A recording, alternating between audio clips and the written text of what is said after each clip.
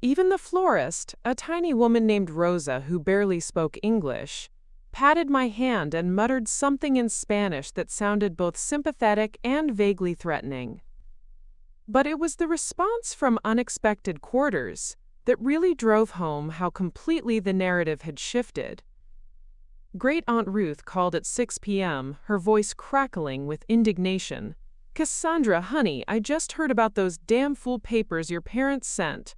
I want you to know that not everyone in this family has lost their minds." Aunt Ruth? No, let me finish. I've been thinking about this whole mess, and I've made some decisions. First, I'm changing my own will. Everything I was leaving to your parents is now going to you and that foundation of yours. My jaw dropped. Second, I'm calling every person I know who was invited to your event to make sure they understand that your parents' behavior doesn't represent the rest of us. Some of us are proud of what you've accomplished. Third, she continued, her voice gaining strength, I'm going to be your date to that gala. 86 years old, and I'm going to dance the night away celebrating my great niece, who had the courage to build something beautiful instead of tearing other people down. By the time I hung up the phone, I was crying, not from sadness, but from the overwhelming realization that family isn't just about blood. Sometimes it's about who chooses to stand with you when standing costs them something. The legal papers sat on the table beside me, formally severing ties that had been emotionally cut weeks ago, but instead of feeling diminished, I felt expanded. Instead of feeling rejected, I felt selected, chosen by people who valued what I brought to the world rather than demanding I shrink to accommodate their insecurities. Tomorrow night, in this very ballroom, I would celebrate not just the foundation's work, but my own transformation from someone who begged for acceptance to someone who commanded respect. And for the first time in my life, I couldn't wait to see who I was becoming. The Peninsula Hotel ballroom on Saturday night looked like something from a fairy tale, but one written by adults who understood the power of purpose mixed with glamour. Crystal chandeliers cast rainbows across walls draped in midnight blue silk, while centerpieces of white orchids and cascading diamonds created islands of elegance at each table. The stage where I would soon deliver the most important speech of my life was flanked by massive screens displaying images from foundation projects around the world, children in newly built schools, families receiving clean water systems, scholarship recipients graduating from universities. But it was the people filling those 750 seats that truly took my breath away. I stood in the staging area behind the ballroom, watching through a crack in the curtain as guests arrived. Senators and philanthropists mingled with local business owners and teachers. The governor of the state was deep in conversation with the manager of our town's only bookstore. Celebrities I'd seen on magazine covers were taking selfies with high school students who'd received foundation scholarships. "You look absolutely radiant," Damien said, appearing beside me in his perfectly tailored tuxedo. Even after all these months, the sight of him still made my heart skip. 6 feet of South African confidence wrapped in Italian wool, with eyes that saw straight through to my soul. "I look terrified," I corrected, smoothing the midnight blue gown that had been custom-made in Milan. The dress was a masterpiece, silk that moved like water, with hand-sewn crystals that caught the light like captured stars. But more importantly, it was armor for the woman I'd become. "Terrified and radiant," he amended, pressing a gentle kiss to my temple. "The combination suits you." Through the curtain, I spotted faces that told the story of how completely everything had changed. Marcus Webb was at table 12 with his construction company's biggest clients, all of them eager to discuss potential partnership opportunities with the foundation. Jennifer from Denver had flown in with her husband and teenage daughter, who'd been accepted to one of our scholarship programs. Even Mrs. Chen from the dry cleaners was there, wearing what was clearly her finest dress and beaming with pride as she introduced her family to other guests. But it was table 7 that made my chest tighten with emotion. Great Aunt Ruth sat like a queen in royal blue velvet, her silver hair styled in an elegant chignon, holding court with a mix of town officials and foundation board members who hung on her every word. She'd kept her promise to be my date, and the sight of her, so proud, so defiant of family pressure, nearly brought me to tears.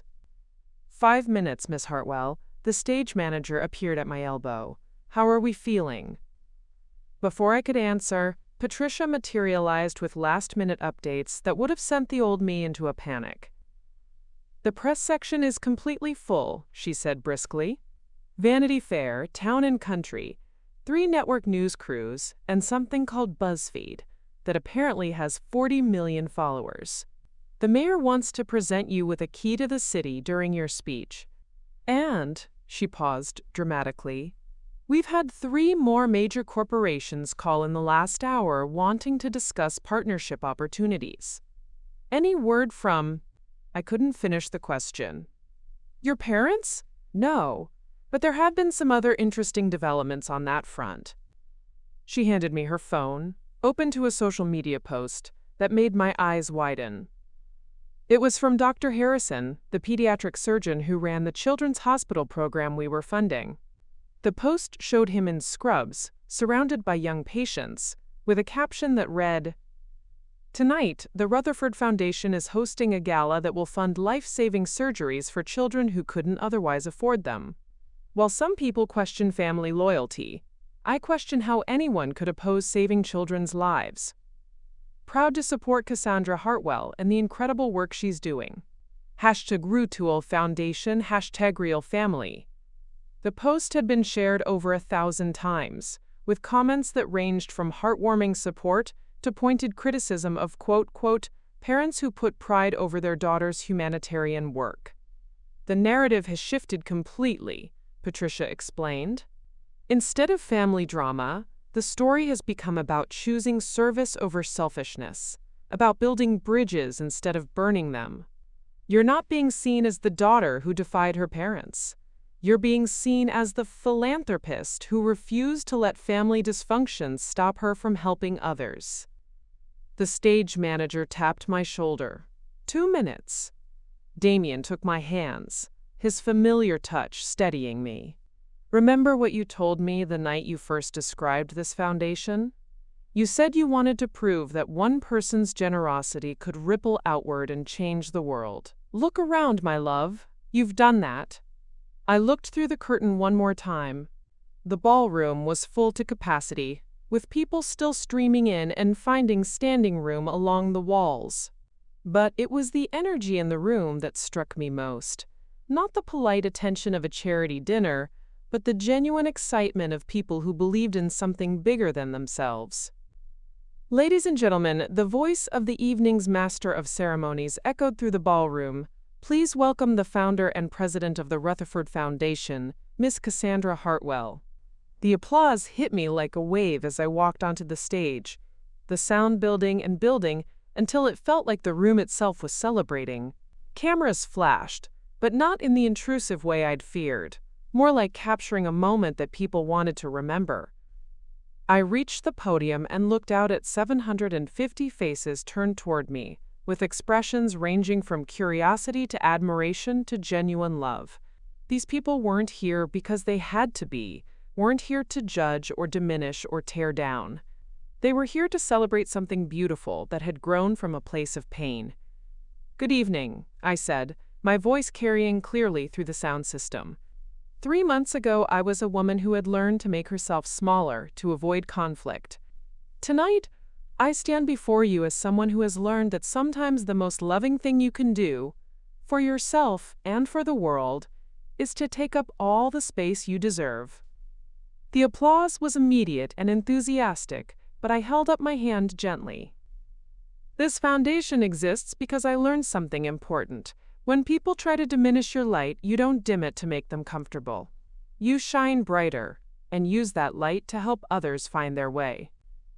As I began to tell the story of the foundation's work, of the schools built and children educated and communities transformed, I felt something I'd never experienced before. Not just confidence, not just pride, but a deep, settled knowledge of my own worth that no one could take away. From table 7, Great Aunt Ruth raised her champagne glass in a silent toast, her eyes shining with tears of joy. From the wings, Damien watched with the kind of love that had made all of this possible, not love that demanded I be smaller, but love that celebrated every inch of who I was becoming. And from the audience, 750 people listened as I transformed pain into purpose, rejection into resilience, and family dysfunction into a chosen family of thousands who believed in building something beautiful together. This wasn't just a fundraising gala, this was a coronation.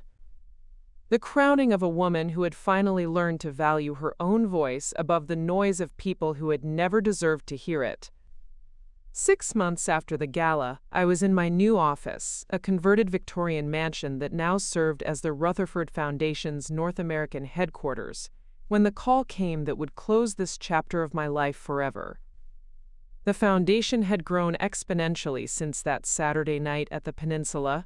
3 more major corporations had signed partnership agreements. We'd opened offices in Chicago and Los Angeles. The scholarship program alone was now supporting over 5,000 students globally. But more importantly, we'd launched something I was particularly proud of: the Second Chance Initiative, providing resources and support for people breaking free from toxic family dynamics. Miss Cassandra, my assistant, knocked on my door. There's a Bethany Morrison on line 3. She says it's urgent and personal. I stared at the phone for a long moment. It had been 6 months since the wedding, 4 months since my parents, legal documents, 3 months since Great Aunt Ruth had passed away peacefully in her sleep, leaving me her entire estate with a note that simply read, "For the granddaughter who chose love over fear." Bethany had tried to contest the will, of course. It had taken exactly 1 meeting with our legal team for her to understand that Ruth had been methodical in her documentation and unshakable in her reasoning. "Put her through," I said. "Cassie?" Bethany's voice was smaller than I remembered, uncertain in a way that was completely foreign to the sister I'd grown up with. "Hello, Bethany. I need to see you, to talk to you, in person." I looked out my office window at the garden where we held outdoor meetings when the weather was nice. It was December now, but the winter sun was streaming through bare branches, creating patterns of light and shadow on the frozen ground.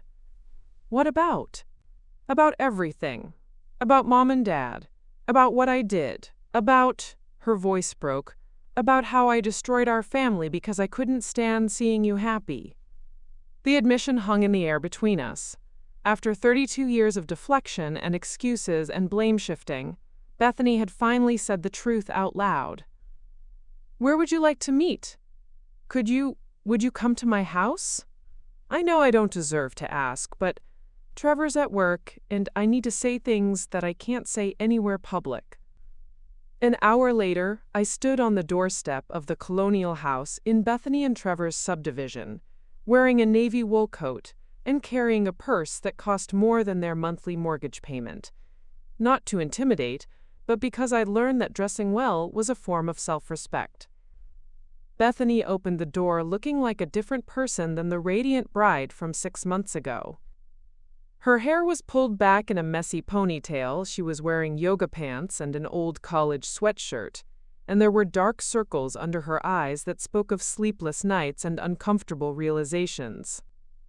"Thank you for coming," she said quietly, leading me into a living room that was decorated exactly as I'd expected. Safe choices, beige everything, no personality that might offend or challenge anyone.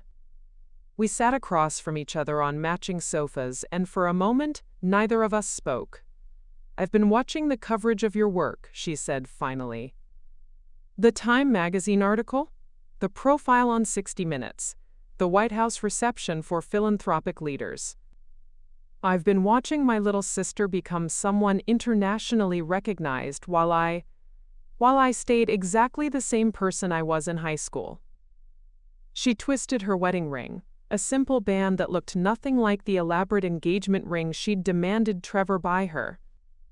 "I was jealous," she continued, the words coming out in a rush like she was afraid she'd lose her nerve. "I was so jealous I couldn't see straight.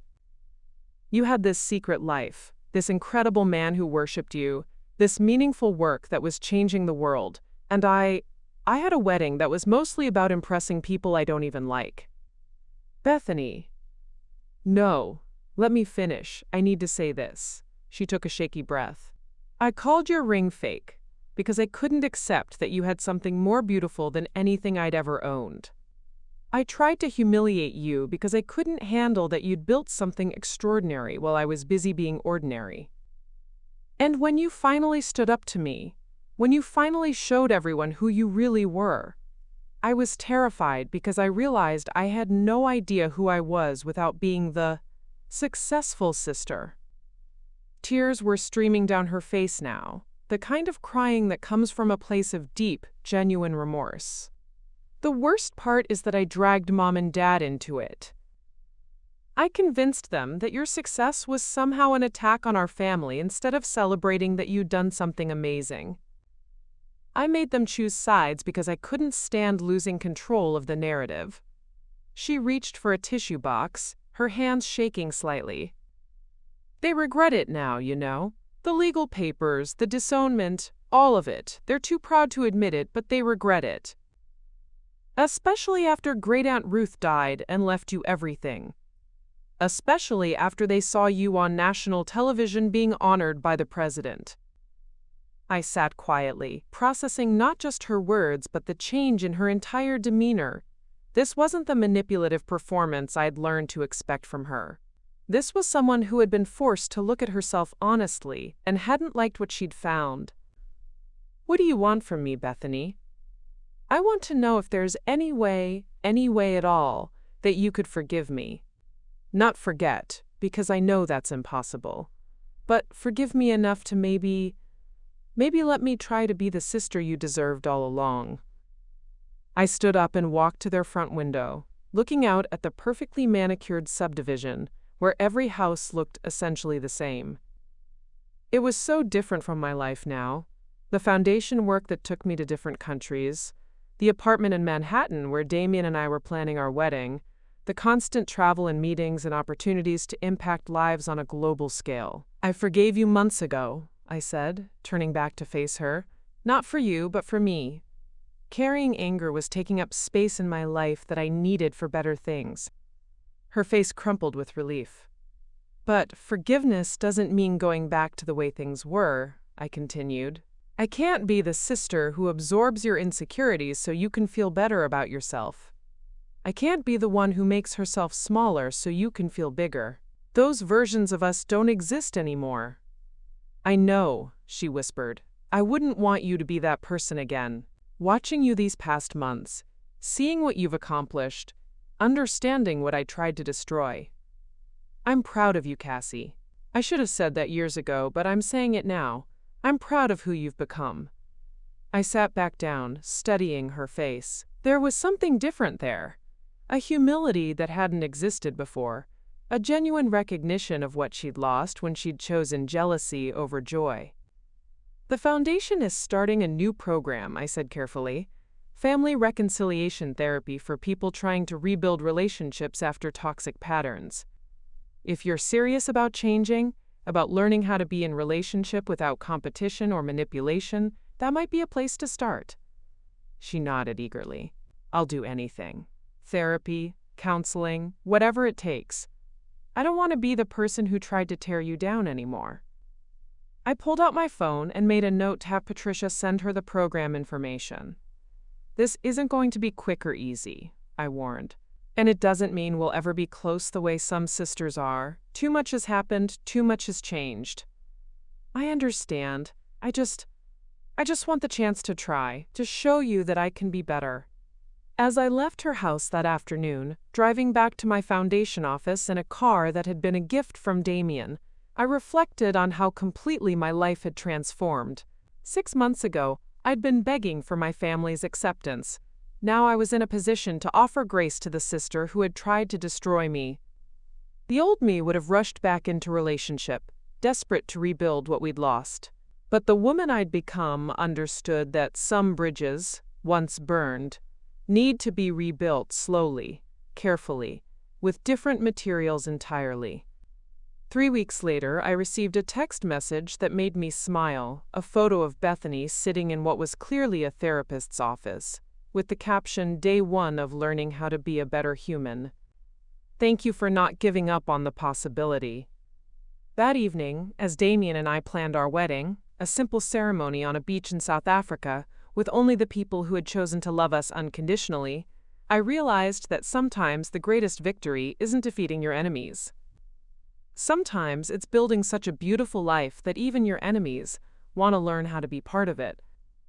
And sometimes, if you're very lucky, the people who once tried to dim your light will discover that there's more than enough sunshine for everyone. My ring, the one that started it all, caught the light from our apartment window as I typed a response to Bethany's text. "One day at a time. Proud of you for starting." Because that's what real family does. Real family celebrates each other's growth, even when it comes slowly, even when it comes late, even when it comes from the most unexpected places. Up next, you've got 2 more standout stories right on your screen.